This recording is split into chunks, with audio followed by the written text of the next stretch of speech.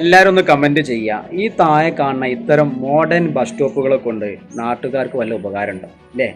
ജനങ്ങൾക്ക് വല്ല ഉപകാരമുണ്ടോ ഇല്ലേ? ആദ്യം തന്നെ എല്ലാവരും കമൻറ്റ് ചെയ്യുക. കാരണം എന്താ പറയുക, നമ്മളെ ബസ് സ്റ്റോപ്പുകളിലൊക്കെ ഇന്ന് ബസ് യാത്രക്കാർ കുറവാണ്. എന്നാൽ പോലും പ്രായമുള്ള അച്ഛനമ്മമാരൊക്കെ വരുമ്പോൾ അവർക്ക് ഒരു 5 മിനിറ്റ് 10 മിനിറ്റ് നല്ല ലെവലിലേക്ക് ഇരിക്കാൻ പോലും സാധിക്കാത്ത വെറും ഒരു കമ്പി കൊണ്ട് അല്ലേ, ഒരു കമ്പി നീളത്തിൽ വെച്ച് ഉണ്ടാക്കണ ഇത്തരം ബസ് സ്റ്റോപ്പുകളെ കൊണ്ട് നാട്ടുകാർക്ക് വല്ല ഉപകാരമുണ്ടോ അല്ലേ? ഉണ്ടാക്കുമ്പോൾ ചെറിയ ഒരു പൈസ കൂടി മുടക്കിയാൽ നല്ല ഇരിക്കാൻ പാകത്തിലുള്ള നല്ല ബസ് സ്റ്റോപ്പുകൾ ഉണ്ടാക്കാം. ഇത്തരം ബസ് സ്റ്റോപ്പുകളെ കൊണ്ട് വല്ല ഉപകാരമുണ്ടോ ഇല്ലേ? ആദ്യം തന്നെ എല്ലാവരും ഒന്ന് കമൻറ്റ് ചെയ്യുക.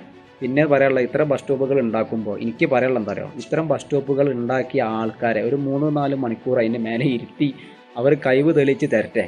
എന്നിട്ടാകാം ഇത്തരം ബസ് സ്റ്റോപ്പുകളുടെ ഉദ്ഘാടനം എന്നാണ് എനിക്ക് പറയാനുള്ളത്. എന്തായാലും വളരെ മോശം കേട്ടോ. ഈ ചെറിയ പരിപാടികളിൽ വളരെ സിമ്പിളായി നിർമ്മിക്കുന്ന ഇത്തരം ബസ് സ്റ്റോപ്പുകൾക്ക് വലിയ തുക, ലക്ഷക്കണക്കിന് ഫണ്ട് ചിലവായ തുകയാണ് എല്ലാ സ്ഥലത്തും രേഖപ്പെടുത്തുന്നത്. എന്തായാലും അതെന്തായിക്കോട്ടെ, ഇത്തരം ബസ് സ്റ്റോപ്പുകളെ കൊണ്ട് നാട്ടുകാർക്ക് അഥവാ ജനങ്ങൾക്ക് വല്ല ഉപകാരവുമുണ്ടോ? ബസ് കാത്തിരിപ്പ് കേന്ദ്രം എന്ന സ്ഥലത്ത് ഇത്തരം ബസ് സ്റ്റോപ്പുകളെ കൊണ്ട് വല്ല ഉപകാരവും ഉണ്ടോ? ആദ്യം തന്നെ എല്ലാവരും ഒന്ന് കമൻറ്റ് ചെയ്യുക. ഓക്കെ, അടുത്തൊരു വീഡിയോയിൽ വീണ്ടും വരാം. Okay, by.